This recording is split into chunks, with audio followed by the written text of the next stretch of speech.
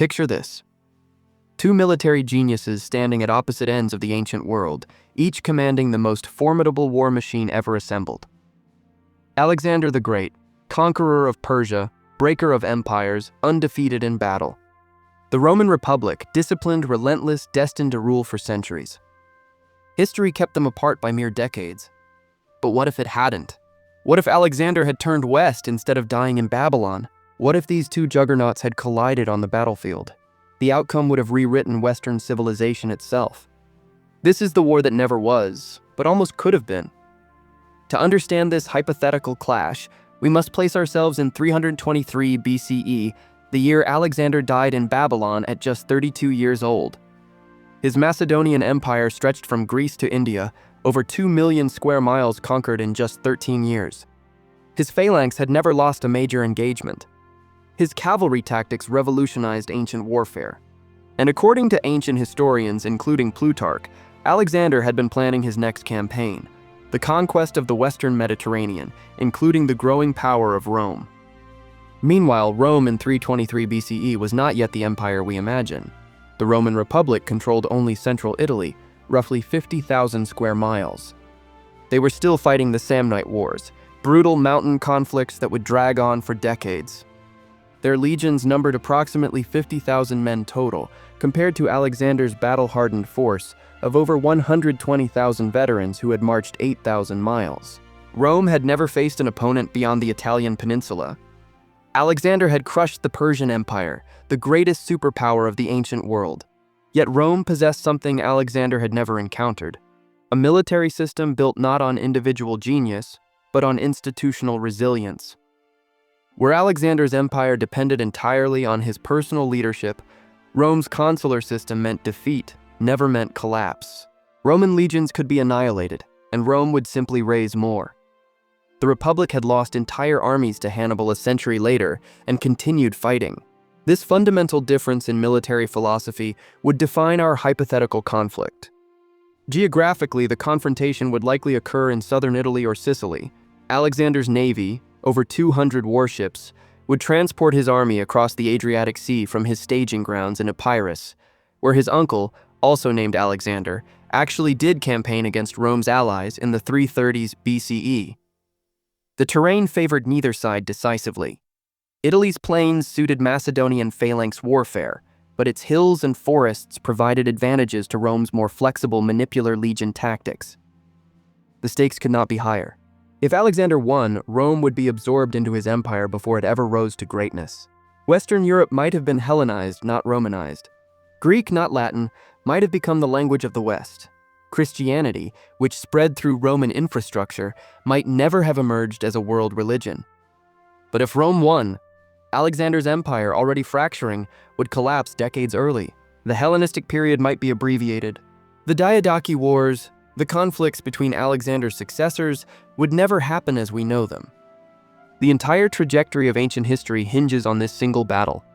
This is not pure fantasy. Ancient sources, including Livy and Plutarch, directly address this question. Roman historians argued Rome would have triumphed through discipline and endurance. Greek historians insisted Alexander's tactical genius was unbeatable. For over 2,000 years, military theorists have debated this matchup. Now, using everything we know about both armies, we can finally reconstruct what this war would have looked like. Alexander's invasion force would rank among the most battle-tested armies ever to enter Italy. Its core units, the companion cavalry, hypaspists, and the Macedonian phalanx, had already proven themselves at Granicus, Issus, Gaugamela, and the Hydaspes. These veterans had faced Persian immortals, Indian war elephants, and nearly every tactical system the ancient world could assemble. The Macedonian phalanx alone numbered close to 40,000 pikemen, arranged in tightly ordered ranks, each soldier carrying the sarissa, an 18-foot spear that formed an almost unbroken barrier of steel. Alongside them stood 10,000 elite hypaspists, adaptable heavy infantry trained for speed and flexibility on the battlefield. Alexander's greatest advantage, however, lay with the companion cavalry. 3,000 horsemen, often led by Alexander himself, masters of the decisive charge that had repeatedly broken opposing formations from Persia to the Punjab. The Macedonian tactical doctrine was sophisticated and brutal. Alexander would pin enemy forces with his phalanx, then personally lead his cavalry in a decisive hammer blow to the enemy flank or rear. He had executed this tactic successfully in every major battle. His army also included engineers capable of siege warfare, critical if Rome retreated behind city walls. Approximately 30,000 allied Greek and Persian troops supplemented his forces, along with Cretan archers and Thracian light infantry. Total strength: 120,000 men, veterans all. Rome's forces were smaller but far from helpless. The consular army of this period fielded approximately 35 to 40,000 men when both consuls combined their forces. Roman legions of the mid-Republic era used the manipular system, soldiers arranged in 3 lines of maniples, small units that could operate independently. This gave Roman forces flexibility the rigid Macedonian phalanx lacked. Roman legionaries wore bronze breastplates and carried the scutum, a large rectangular shield, along with the gladius, a short stabbing sword designed for close combat, and 2 pila, weighted javelins that could pierce shields and armor at range. Roman doctrine emphasized attrition and adaptability. Where Alexander sought decisive battle, Rome was prepared to lose battles and win wars. Their strategic depth was unprecedented. Rome could suffer catastrophic defeats and return with fresh armies the following season. This had never happened to Alexander because no enemy had survived to try. Roman commanders of this era, men like Lucius Papirius Cursor and Quintus Fabius Maximus Rullianus, were competent if not brilliant. Experienced in Italy's brutal mountain warfare, but untested against combined arms tactics on Alexander's scale. The terrain would be decisive. If Alexander caught Roman legions in open terrain, perhaps the plains of Campania near modern Naples, his phalanx and cavalry would have optimal conditions. But if Romans controlled when and where to fight, using Italy's mountainous interior, they could negate Alexander's cavalry advantages. Historical precedent from the Pyrrhic Wars 40 years later shows Greek-style armies could win battles in Italy, but struggled with Roman resilience. Both sides would face logistical challenges. Alexander's supply lines stretched across the Adriatic, vulnerable to Roman allies with naval experience. Rome fought on home territory, but had never provisioned armies for extended campaigns against a mobile enemy. The psychological factor was equally important. Alexander's troops believed he was invincible, even semi-divine. Roman soldiers, steeped in republican virtue and collective duty, would fight with a different kind of determination, not for a king, but for Rome itself. The invasion begins in spring 322 BCE. Alexander's fleet lands at Tarentum, modern Taranto, welcomed by Greek colonists who view him as a liberator from Roman expansion.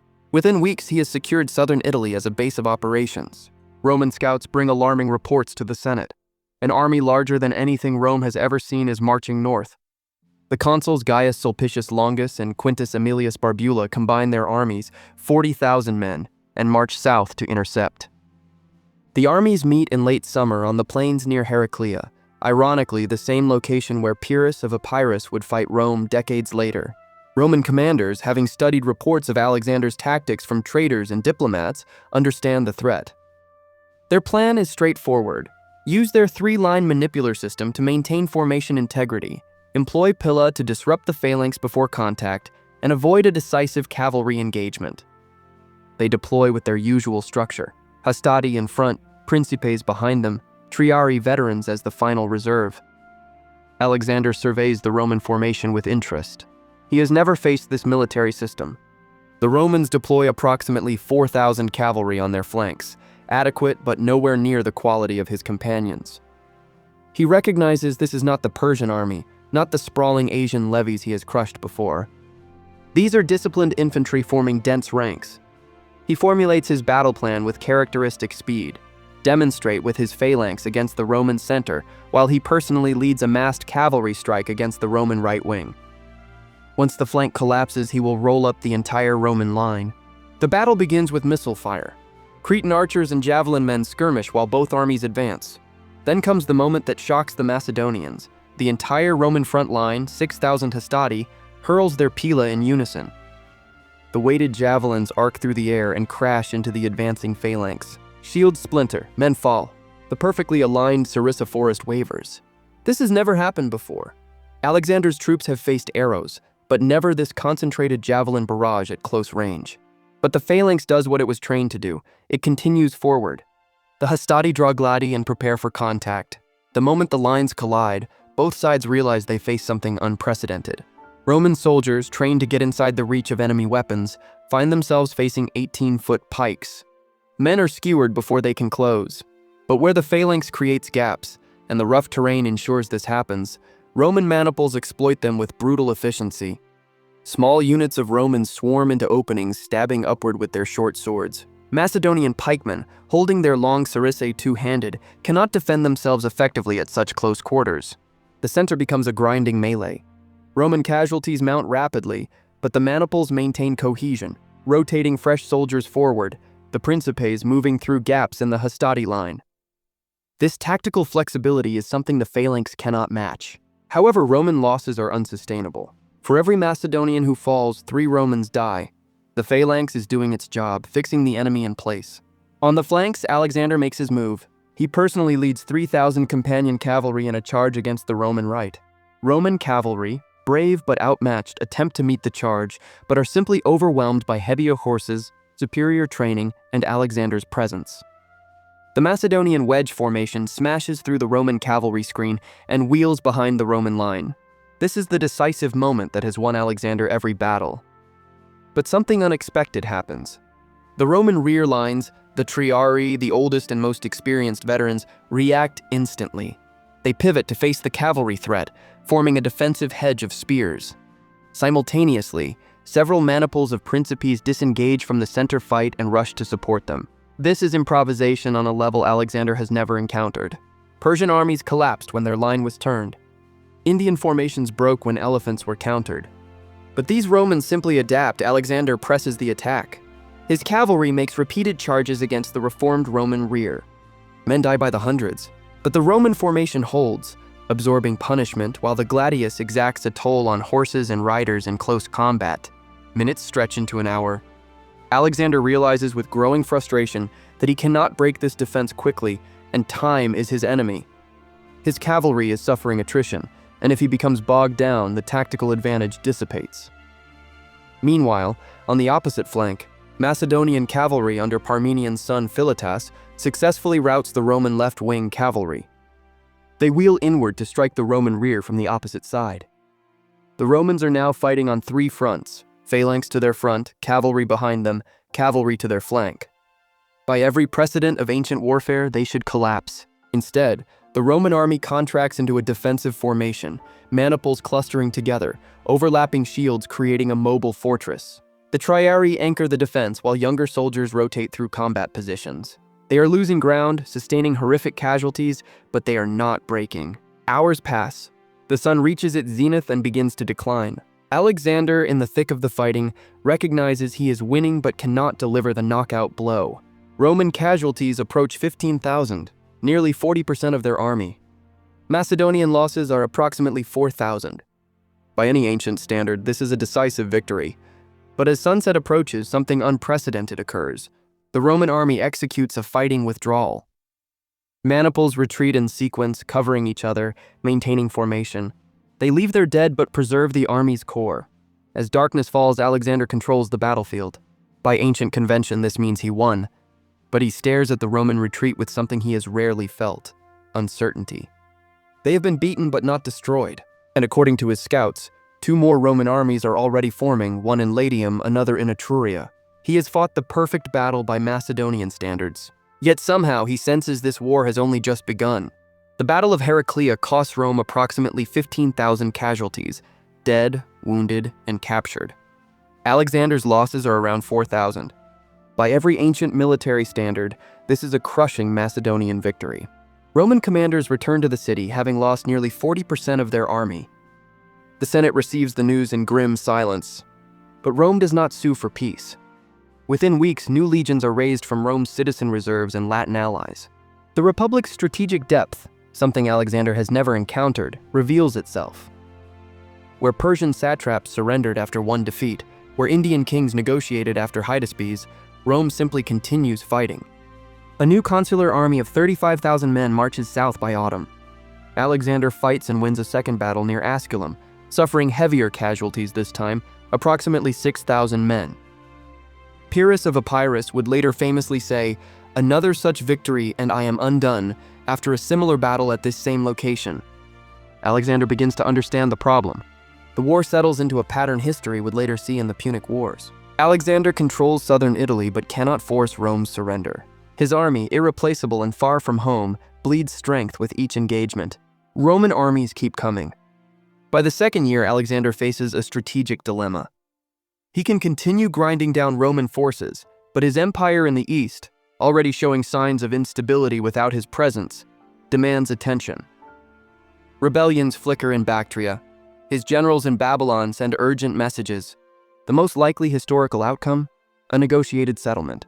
Rome, having proven it cannot be conquered quickly, offers recognition of Alexander's control over Magna Graecia, the Greek cities of southern Italy. Alexander, recognizing he cannot afford a war of attrition while governing an empire stretching to India, accepts. Both sides claim victory. Rome remains independent. Alexander returns east to secure his conquests. The long-term implications are staggering. Rome, having faced and survived Alexander, emerges with enhanced military doctrine. Lessons learned fighting the phalanx will be incorporated into legion tactics. The Republic's confidence soars. They stood against the greatest general in history and endured. This accelerates Roman expansion. Within decades, they dominate Italy ahead of the historical timeline. For Alexander's empire, the inconclusive Italian campaign becomes his first failure to achieve total victory. This emboldens his generals. Perhaps he is not invincible. Perhaps his empire can survive without him. When Alexander eventually dies, whether in Babylon or elsewhere, the Diadochi Wars erupt with different political dynamics. The world has seen that Macedonian military supremacy has limits. Two military systems collided. Both were proven right in different ways. And Western civilization's trajectory shifted forever. This reconstruction draws on several crucial historical sources and modern military analyses. Plutarch's Life of Alexander explicitly mentions Alexander's planned Western campaigns, noting that conquest of Carthage and Rome were discussed among his objectives before his death. Livy, writing centuries later in Ab Urbe Condita, devoted an entire digression to this hypothetical conflict, concluding that Roman military flexibility and institutional resilience would ultimately have prevailed despite Alexander's tactical genius.